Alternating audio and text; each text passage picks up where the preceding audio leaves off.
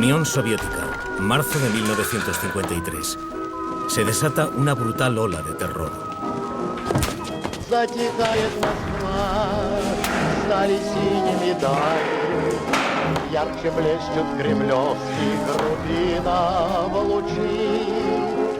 Su arquitecto, el dictador Joseph Stalin, que ya ha matado a 30 millones de ciudadanos soviéticos, cae en coma de repente. Todos aquellos que rodean su cama tienen un motivo para querer verle muerto. Svetlana, su hija, con la que estaba enemistado. Vasily, su desequilibrado hijo alcohólico. Vyacheslav Molotov, el cómplice en el que Stalin más confiaba. Nikita Khrushchev, el bufón de Stalin. Y Laurent Beria, el policía secreto.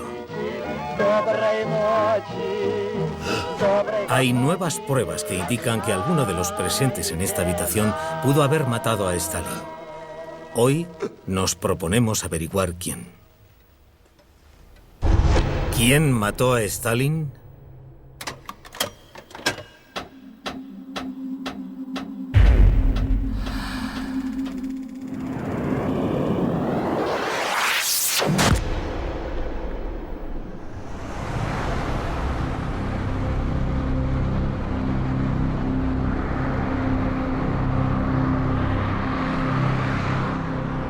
Simon Sebag Montefiore, autor de La corte del zar rojo, es un experto en las extrañas maquinaciones del mundo personal de Stalin. Ahora vuelve a Moscú para aclarar el misterio que se esconde tras los últimos días del dictador. Durante 50 años, la muerte de Stalin ha sido un misterio. ¿Le asesinaron? ¿Murió de muerte natural? Y de repente, a partir de 2004, debido a que algunos documentos nuevos de los archivos pasaron a ser públicos y todavía se puede hablar con testigos que conocieron bien a Stalin, tenemos la posibilidad de aclarar uno de los grandes misterios del siglo XX. ¿Murió de muerte natural? ¿Le asesinaron? Después de todo, mucha gente cree que un monstruo como Stalin debía ser asesinado. Vamos a descubrir si recibió lo que merecía.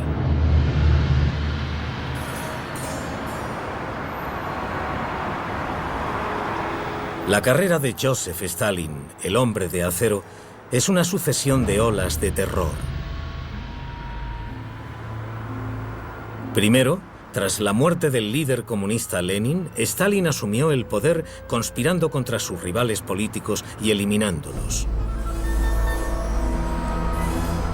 Segundo, su despiadada política de granjas colectivas llevó a morirse de hambre a 10 millones de personas a principios de los años 30. Tercero, sus purgas a finales de esa misma década mataron e hicieron exiliarse a muchos millones de personas e intensificaron su control del poder. Cuarto, durante la Segunda Guerra Mundial venció a Hitler, lo que le costó 26 millones de vidas soviéticas, pero después ejecutó a muchos héroes rusos. Y en 1953, Stalin preparaba una ola de terror final cuando murió repentinamente.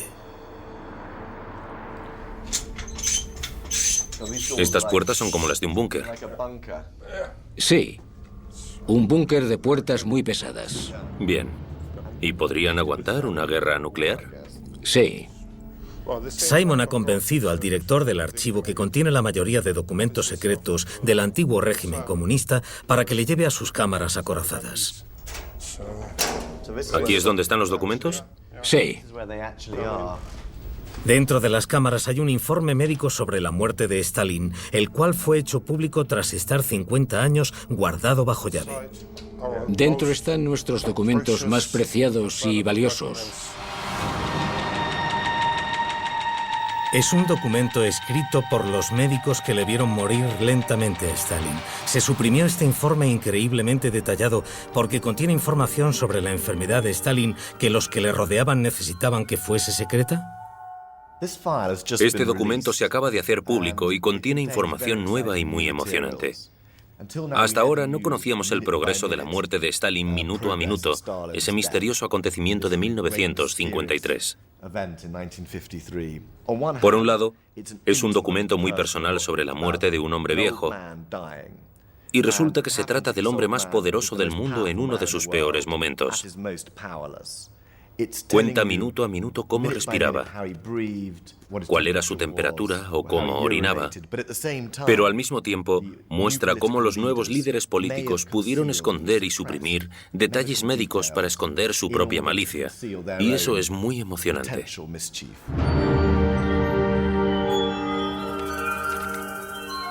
Simon usará este documento para ayudar a desentrañar algunas de las incoherencias que rodean las últimas horas de Stalin.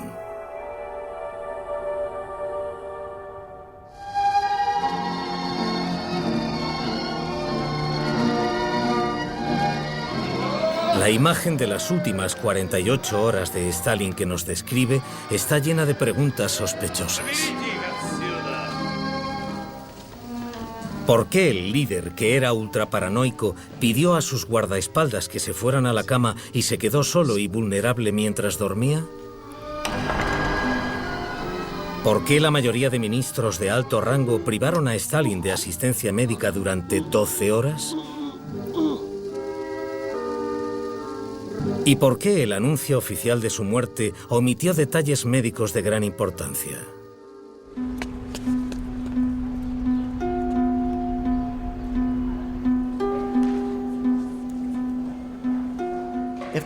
Si la muerte de Stalin fuese un asesinato, se podría tratar como cualquier libro de Agatha Christie.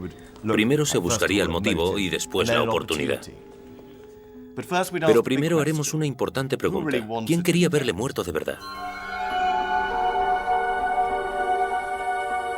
La primera sospechosa es, sorprendentemente, la hija de Stalin, Svetlana. Y un examen de sus motivos debe empezar por una terrible tragedia.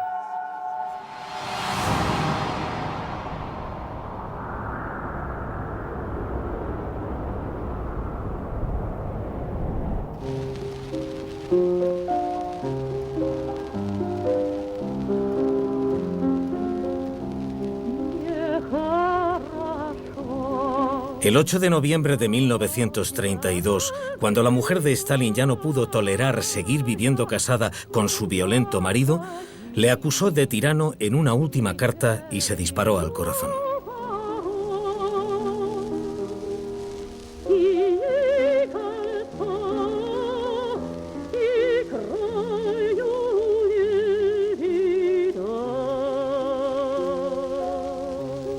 Inevitablemente, la vida de su hija Svetlana se vio afectada para siempre por ese acontecimiento. Hoy en día vive una vida recluida y ya no concede entrevistas. En nuestra familia siempre existió la sombra del suicidio de mi madre, que no había sido porque sí. Todos lo notábamos y lo sabíamos. Ese fue el momento en el que recibí el primer golpe y pensé que no todo iba bien. ¿Está convencida de que su padre fue el culpable del suicidio de su madre? Bueno, era una opinión generalizada en la familia.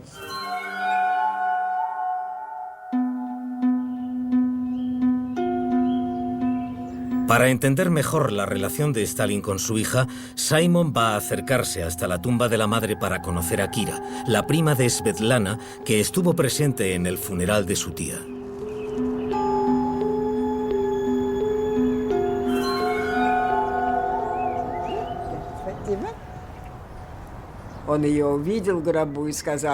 La vio en el ataúd y dijo que había muerto como un enemigo.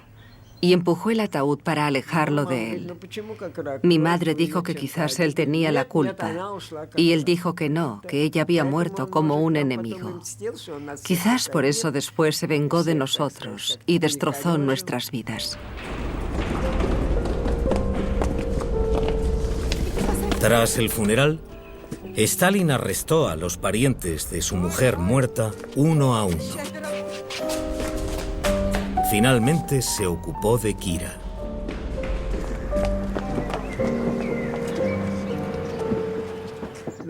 Al final estuve en un campo durante medio año y en el exilio durante 5 años.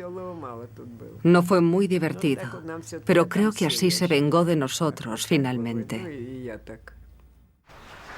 El comportamiento de Stalin dejó a su hija aún más aislada. Svetlana estaba completamente aterrada.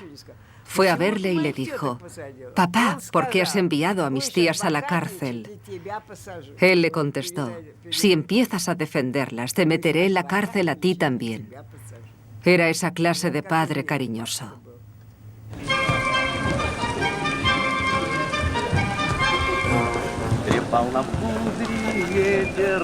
Y el aislamiento de Svetlana fue completo al llegar a la madurez. En 1943, Stalin descubrió que su pequeña se había embarcado en su primer romance.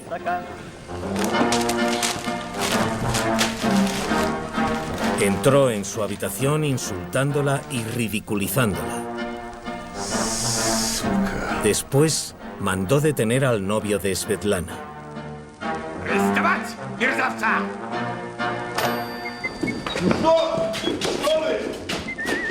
El novio fue obligado a confesar un crimen inventado y lo enviaron a las minas de sal de Siberia.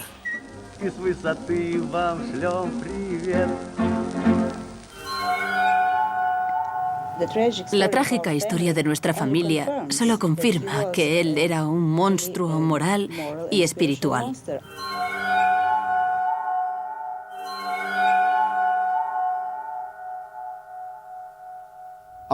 Después de todo lo que Stalin le había hecho a Svetlana, se podría pensar que ella estaría contenta de que muriera, pero no creo que fuera así. Creo que ella todavía le quería. Los lazos entre el gran dictador y su niña eran largos y duraderos. Él era todo lo que ella tenía. Podía ser un dictador cruel, pero seguía siendo su padre. Si Svetlana no le mató, ¿quién lo hizo? De los 2 hijos, Vasily Stalin tenía incluso más motivos para odiar a su padre.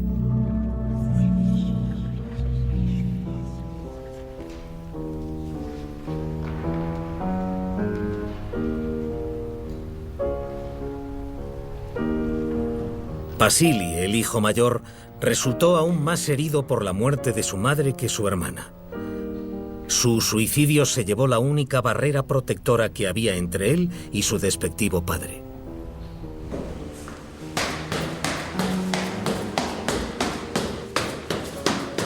Simon va a ver a un amigo de la niñez de los hijos de Stalin, Stepan Mikoyan. Stepan es hijo de uno de los mayores aliados políticos de Stalin. Hola, Simon. Hola. Me alegro de verte. Stepan, me alegra mucho verte. Creció en el pequeño mundo de la élite dirigente comunista. Svetlana me dijo que cuando iba a ver a su padre, Vasily tenía tanto miedo que ni siquiera podía decir 2 palabras. Estaba helado y no sabía qué decirle a Stalin.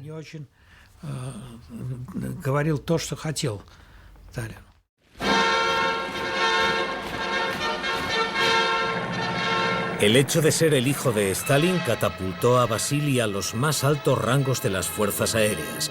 Pronto le nombraron general.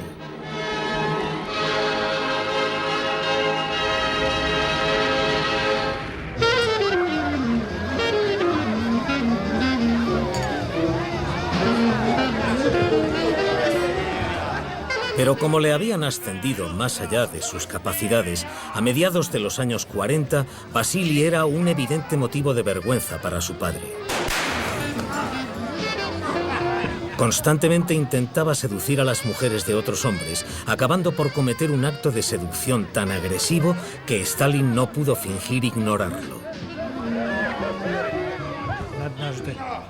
Una vez, en una de esas fiestas, sedujo a la mujer de un famoso director de cine, Carmen, a quien hacía mucho tiempo que conocía. La encerró en su casa de campo y la dejó allí. Su mujer estaba fuera, así que retuvo a Nina Carmen, considerada la mujer más bella del mundo, durante una semana.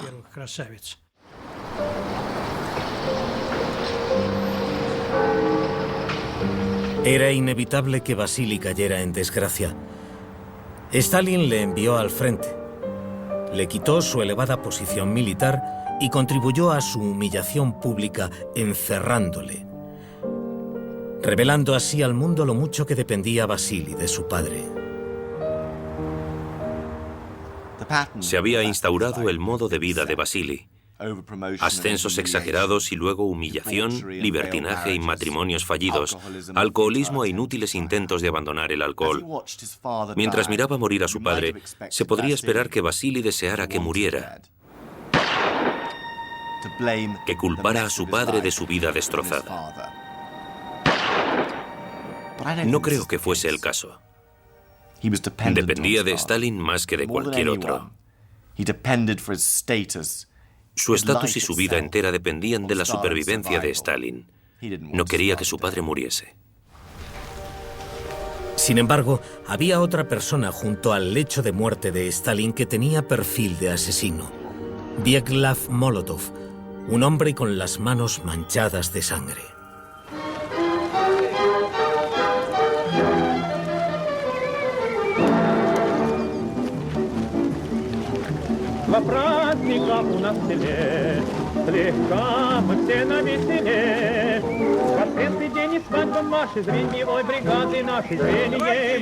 Desde 1912, Stalin y Molotov habían sido amigos y camaradas tanto en el trabajo como en el placer. Hacían juntos las vacaciones, pero también habían hecho juntos listas de miles de personas que debían morir.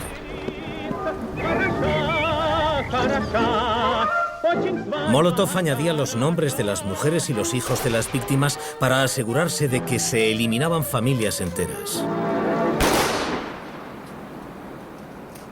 Molotov era frío, despiadado, eficiente y ambicioso. En la oficina decía que se iba a dormir durante 13 minutos y se despertaba en el minuto 13. La gente esperaba que fuese el sucesor de Stalin, y no era porque sí. Pero Stalin tenía otros planes.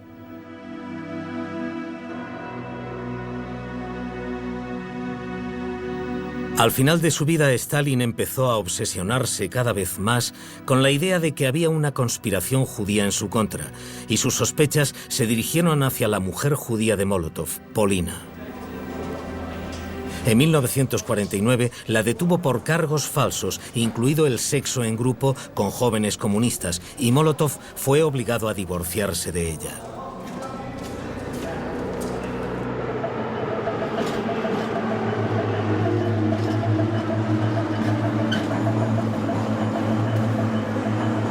¿Cómo pudo alguien que había estado tan cerca de Stalin durante tanto tiempo, que había demostrado una y otra vez su lealtad hacia Stalin con su incansable labor, tolerar la repentina persecución de su amada esposa? Para responder a estas preguntas, Simon fue a ver al nieto de Molotov.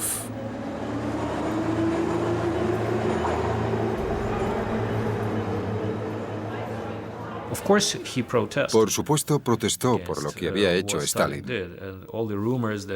Los rumores que dicen que no le dijo nada a Stalin no son ciertos.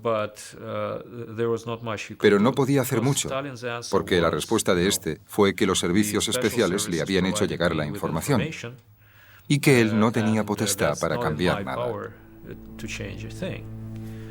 Eso, evidentemente, no era cierto, y mi abuelo lo sabía muy bien. A finales de 1952, Stalin atacó al mismísimo Molotov, denunciándole durante un discurso como un traidor en potencia que llevaba 20 años cometiendo errores. Mi abuelo conocía las reglas del juego mejor que nadie y tuvo claro que estaba en peligro físico, no solo político. En la Rusia estalinista no era posible sufrir políticamente sin sufrir físicamente. Ambas cosas estaban interrelacionadas. La caída en desgracia total de Molotov estuvo clara 10 semanas antes de la muerte de Stalin.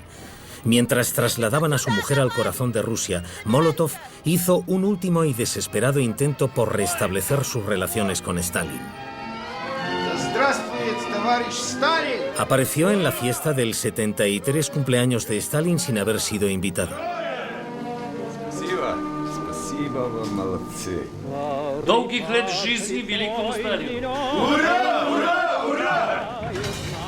Pero Molotov no pudo salvar a su mujer Polina de entrar en el vasto sistema de campos que él mismo había ayudado a construir.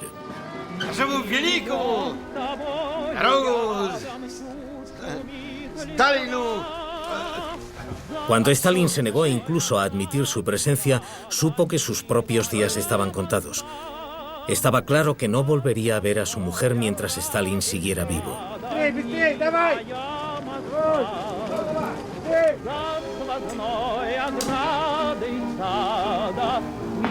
Solo la muerte de Stalin podría hacerle salir del abismo.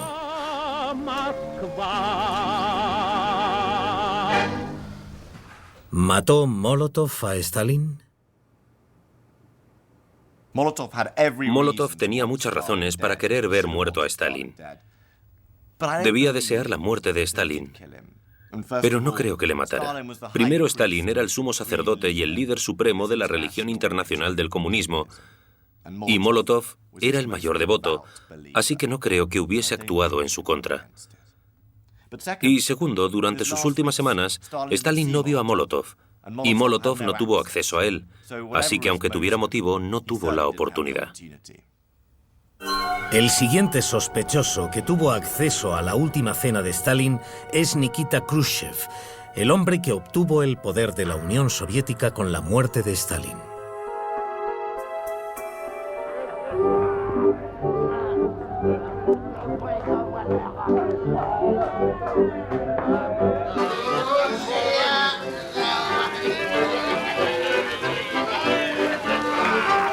Si Stalin dice baila, un hombre juicioso baila. Eso dijo Khrushchev, y eso es lo que Stalin le obligaba a hacer todas las noches.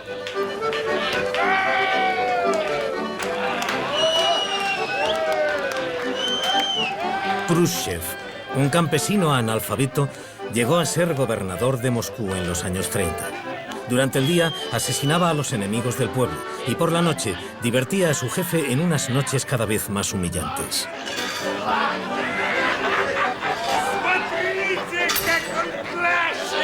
Khrushchev diría más tarde que Stalin le hacía sentir como un viejo trasto inútil.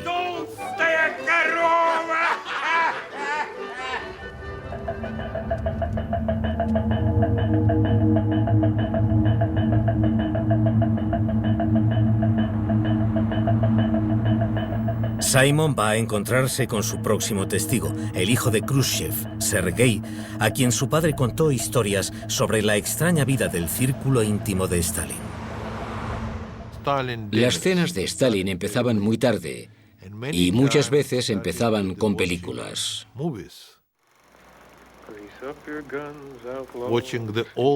Veían viejos westerns estadounidenses sin ninguna traducción y no entendían de qué hablaban. Why, that's Singin' Sandy. The most notorious gunman since Billy the Kid. Stalin podía verlas 20 o 40 veces y había que mirarlas con él.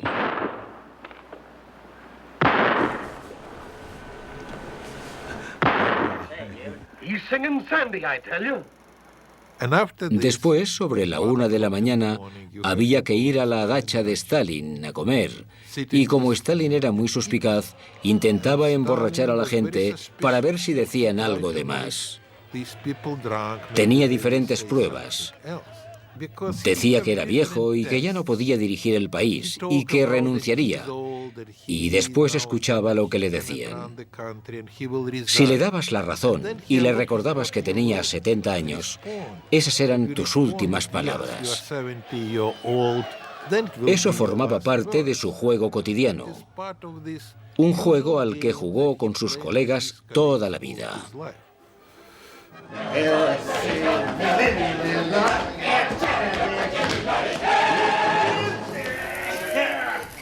Normalmente, al final de su vida, todas las fiestas de Stalin terminaban con estas amenazadoras palabras. Todos os hacéis viejos. Os reemplazaré a todos. Mi padre decía que todos somos temporales. Sabía que tarde o temprano Stalin le sustituiría y que vivían según la voluntad de Stalin.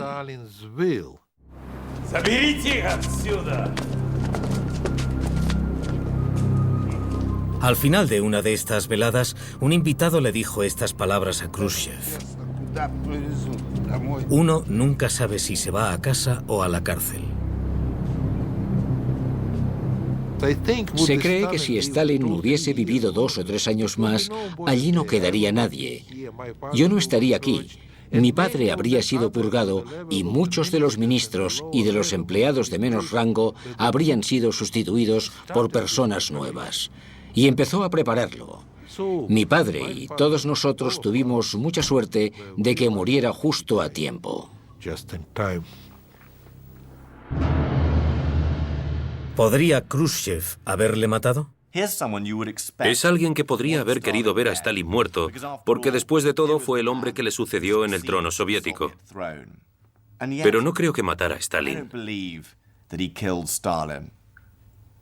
Principalmente porque no tenía ninguna garantía de que sucediera a Stalin en el trono, y había una persona más cercana a Stalin que deseaba más el trabajo y estaba igual de bien situada para hacerse con él. Es el verdadero sospechoso de este caso, Laurenti Beria.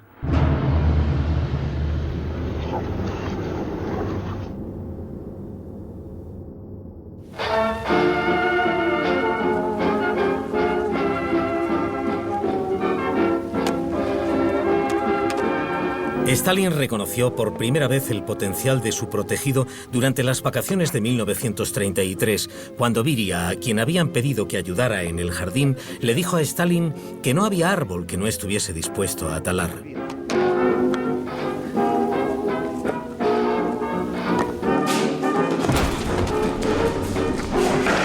Se abrió camino asesinando a los más altos cargos de la policía secreta.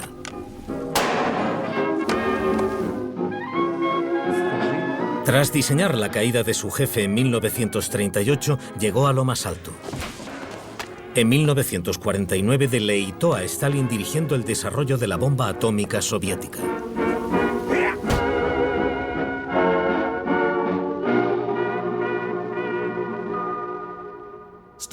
Stalin sabía que Beria era el más despiadado, el más calculador, el más sádico y probablemente el que tenía más talento de entre toda su cohorte. Como jefe de la policía secreta había matado, mutilado y torturado a todos aquellos a los que Stalin quería matar y torturar, incluyendo a la propia familia de Stalin. Pero también era un excelente gerente, un brillante hombre de Estado y un hombre que hizo que Rusia siguiera adelante durante la guerra. Realmente era el hombre con más talento de aquellos que rodeaban a Stalin, aunque también era un auténtico monstruo. Era un pervertido. Conducía por Moscú en su limusina negra y cogía mujeres de la calle, las secuestraba, las violaba y a menudo las asesinaba. Y hace poco se encontraron huesos en el sótano de su casa de Moscú.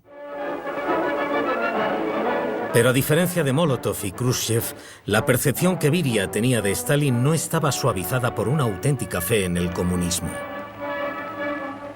Cuando se acercaban los años 50, vio que el comunismo había fracasado y también vio al tirano bajo la imagen divina de Stalin. Empezó a odiar a Stalin. Mi padre pensaba que Beria lo sabía todo sobre Stalin, que era la persona más cercana a Stalin. Mi padre y Molotov solo sabían los detalles superficiales, pero Beria recibía órdenes directamente de Stalin, cómo matar a la gente, cómo ejecutarles, y eso le convertía en alguien muy peligroso para Stalin. Así que Stalin empezó a conspirar contra Beria. Durante las primeras semanas de 1953, Stalin decidió eliminar a Beria, implicándole en su última gran conspiración, el complot de los médicos judíos.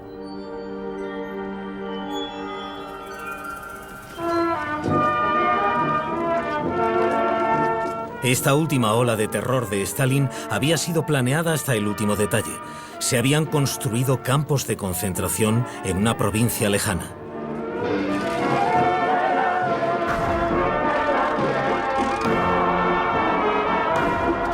Se acusó a algunos médicos judíos de conspirar para asesinar a líderes soviéticos.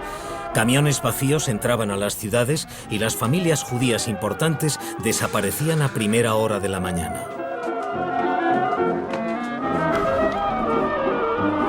Y el 13 de enero de 1953 apareció un artículo en el periódico del gobierno, el Pravda, que afirmaba que Beria había descuidado su tarea de capturar a presuntos criminales. Beria sabía dónde conducía todo esto. Pronto podrían denunciarle como conspirador contra Stalin.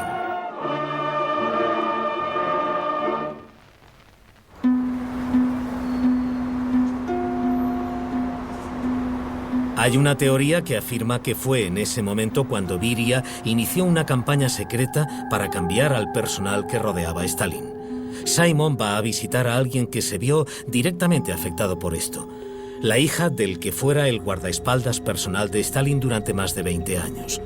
Ella cree que el despido de su padre estuvo orquestado por Beria para aislar a Stalin. Beria sabía que mientras mi padre fuese la persona más entregada a Stalin, nunca iba a conseguir sus sucios propósitos. Fue entonces cuando Beria decidió destruirle fuese como fuese. Pero como era muy listo y maquinador, se acercó a él gradualmente. En noviembre de 1952, llamaron a mi padre para interrogarle. Y una de las veces que volvió de los interrogatorios, nos dijo a mi madre y a mí que era probable que le arrestaran y que si él no continuaba junto a Stalin, él también moriría pronto. Eso dijo y eso fue lo que ocurrió. 2 meses y medio después de que mi padre fuese arrestado, Stalin murió. 28 de febrero de 1953, la última cena de Stalin. Los archivos muestran que fue igual que siempre. El jefe humilló a sus borrachos invitados.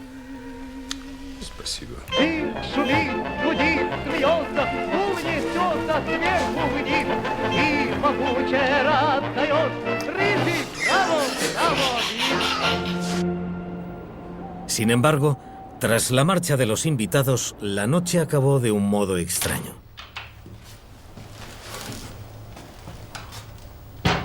A las 6 de la mañana, un nuevo guardaespaldas llamado Krustaliov salió de la habitación de Stalin. Curiosamente, les dijo a los demás guardias que Stalin ordenaba que se fueran a dormir.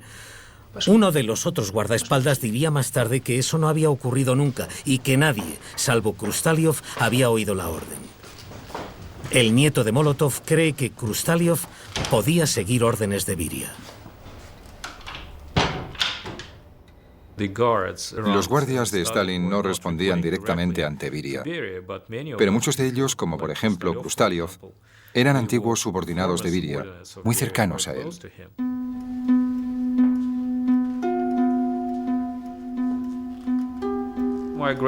Mi abuelo no descartaba que Stalin hubiese sido asesinado. Y, por supuesto, mencionó el nombre de Beria, que era una de las personas interesadas en matar a Stalin y tenía gente a su disposición para hacerlo. ¿Podría Krustaliov, el nuevo guardaespaldas, haber sido uno de los hombres de Beria? ¿Podría Krustaliov haber envenenado a Stalin mientras dormía? Los acontecimientos de las horas siguientes solo sirven para aumentar las sospechas.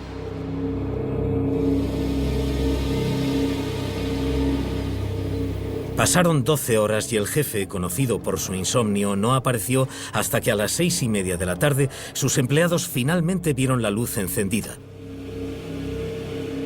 Pero pasaron 3 horas más y Stalin seguía sin aparecer.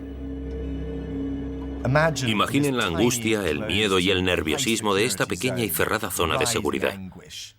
No había ningún movimiento de Stalin. Le vieron por última vez cuando encendió la luz a las 6 de la tarde.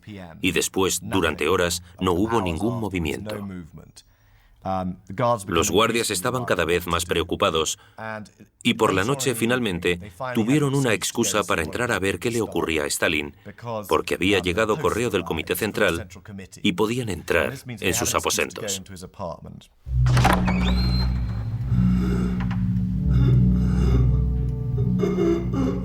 El documento dice que no fue hasta las 10 de la noche cuando finalmente entró un guardaespaldas. Encontró a Stalin en el suelo, en un charco de su propia orina. Los guardias llamaron a Beria, que ordenó que no se le dijera nada a nadie sobre la enfermedad del camarada Stalin y que no le volvieran a llamar. Esa noche está llena de rumores. Hay una especie de miasma a través del cual es muy difícil ver la luz.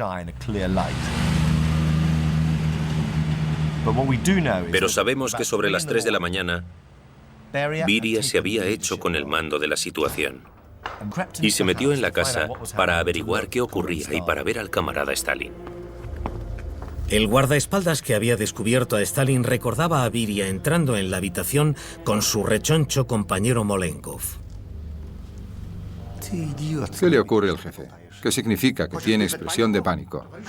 Está claro que el jefe duerme plácidamente.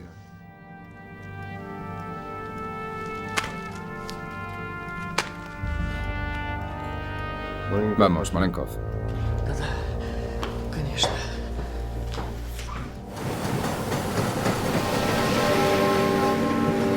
Entonces tuvo lugar un acontecimiento increíble. Alguien, no se sabe quién, dio la orden de detener los preparativos del complot de los médicos judíos. ¿Podría Beria haber dado esa orden en un intento de salvarse de la nueva ola de terror?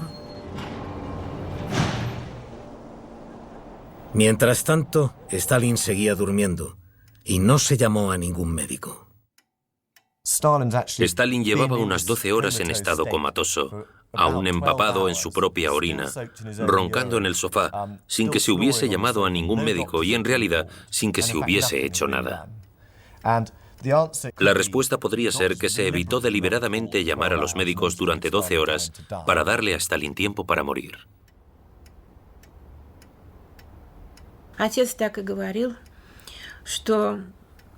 Mi padre dijo que fue un complot de miembros del gobierno dirigidos por Beria el que evitó que se le prestara ayuda médica a Stalin.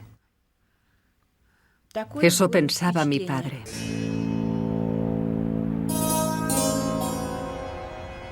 Los guardias volvieron a llamar al amanecer y le pidieron ayuda a Beria, diciéndole que Stalin estaba muy enfermo, que algo no iba nada bien, que había que hacer algo, llamar a los médicos.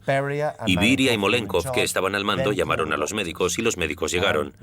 Por supuesto eran médicos nuevos, ya que sus médicos habituales, los mejores especialistas de la Unión Soviética, eran judíos, y por consiguiente les habían detenido debido al complot de los médicos, y probablemente en ese momento les estuvieran torturando.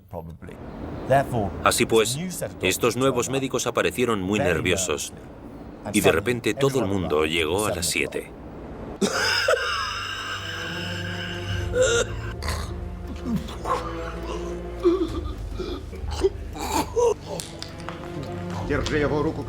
Beria gritaba a los médicos inexpertos mientras Vasily les maldecía.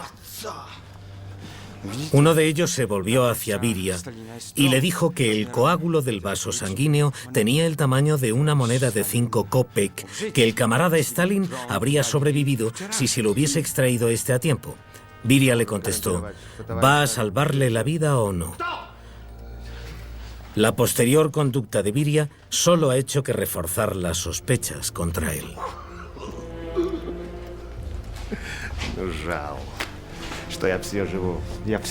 En cuanto Stalin cayó enfermo, Beria empezó a escupir su odio contra él y a reírse de él.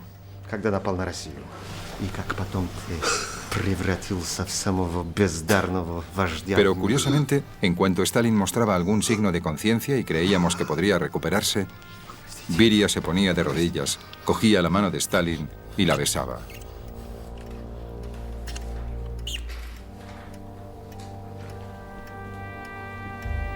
Sin embargo, cuando Stalin volvía a perder la conciencia, Beria mostraba sus verdaderos sentimientos.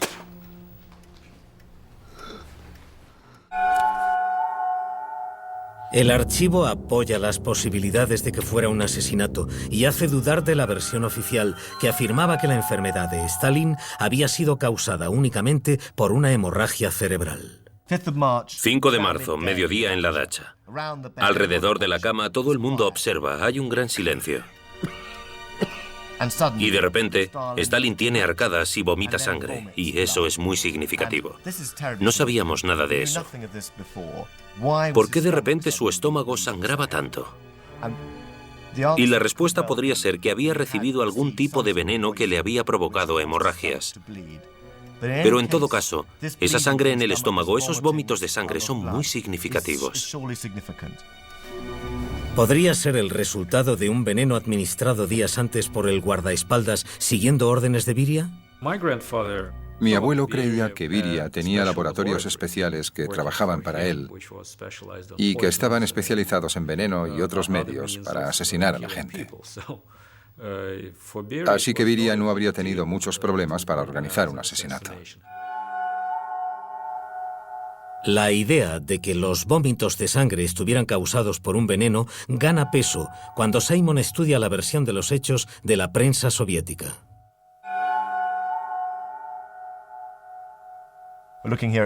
Leemos el anuncio de la muerte de Stalin en el Pravda del 6 de marzo, el día siguiente, la mañana siguiente, y no encontramos ninguna mención a la hemorragia de estómago. Nada de sangre en el estómago, nada de vómitos de sangre. ¿Qué ocurrió entre el anuncio público de la muerte de Stalin y las conclusiones a las que habían llegado los médicos horas antes? Alguien decidió, y tuvo que ser Beria, omitir la información que era bastante significativa sobre la hemorragia de estómago de Stalin. ¿Por qué? Y ese es el gran misterio de este documento. ¿Intentaban ocultar el hecho de que Beria había envenenado a Stalin? A las 9:50 de la noche del 5 de marzo, Stalin se estaba muriendo. Svetlana describió su última acción. De repente levantó la mano como si estuviese apuntando hacia lo más alto y echándonos una maldición a todos. El gesto era muy amenazador.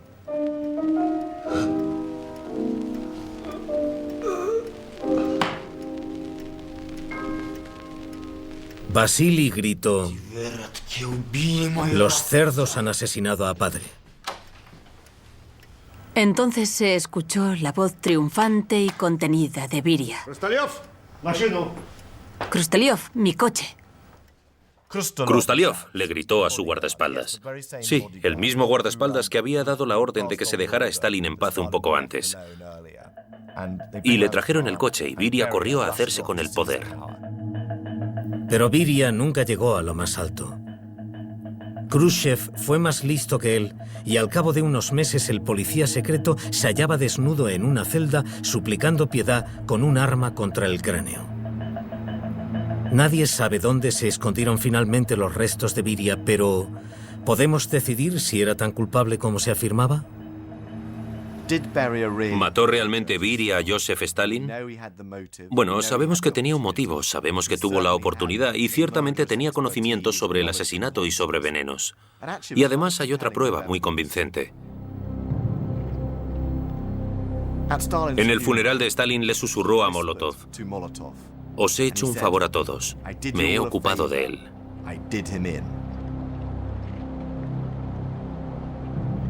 Sabemos que Beria quería que la gente pensara que había matado a Stalin, pero la pregunta es, ¿lo había hecho? Simon le preguntó a sus testigos quién creían que había matado a Stalin de entre nuestros sospechosos.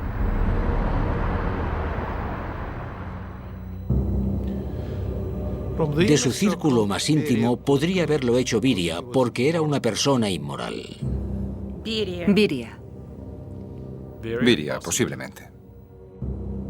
Beria. Aunque los testigos sospechan de Beria, Simon no está convencido. Simplemente no creo que haya suficientes pruebas para acusar a Beria ante un tribunal. Repasemos las pruebas. El despido del personal de confianza de Stalin fue quizás otra señal de su creciente paranoia.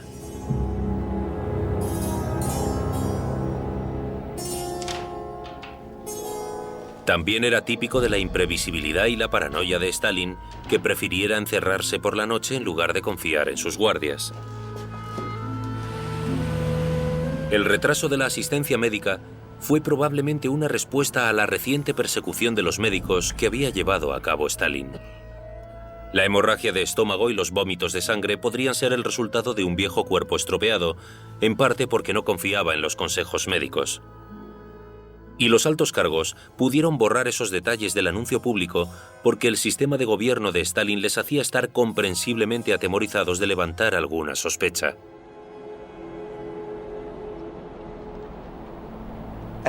Todas las circunstancias sospechosas fueron el resultado del terror que inspiraba a Stalin. Solo y moribundo, puede que simplemente la gente tuviese demasiado miedo de acudir en su ayuda.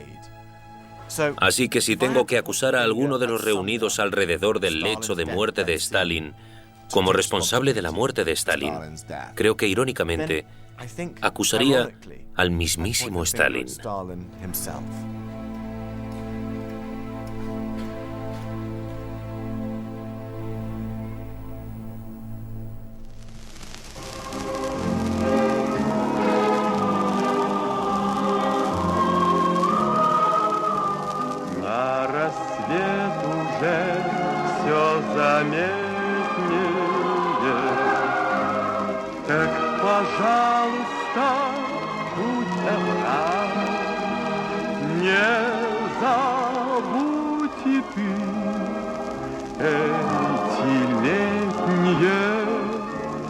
Под Москвой.